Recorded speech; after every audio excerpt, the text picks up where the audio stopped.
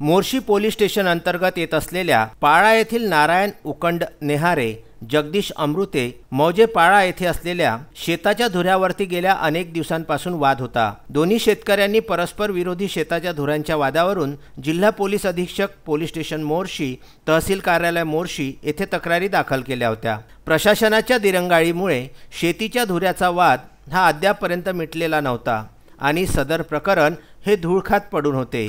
गुरुवारी सकाळी 11 वाजताच्या दरम्यान नारायण नेहारे व जगदीश अमृते यांच्यामध्ये शेतातच वाद झाला। या वादाचे पुनर्वसन हाणामारीमध्ये झाले। यात 4 जण गंभीर जखमी झाले।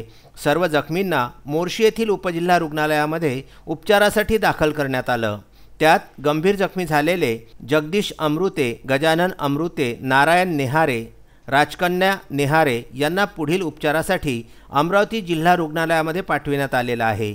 2 गटांमध्ये झालेल्या हाणामारीमध्ये मयूर नेहारे, स्वप्नील नेहारे, कमलेश अमृते हे किरकोळ जखमी झालेले आहेत। याबाबत मोर्शी पोलीस स्टेशनमध्ये तक्रार दाखल करण्यात आलेली असून पोलीस निरीक्षक संजय सोळंके यांच्या मार्गदर्शनाखाली सहाय्यक पोलीस निरीक्षक सचिन भोंडे, पोलीस कॉन्स्टेबल मोहन बारबदे, किरण गावंडे, किशोर कडू अधिक तपास करीत आहेत।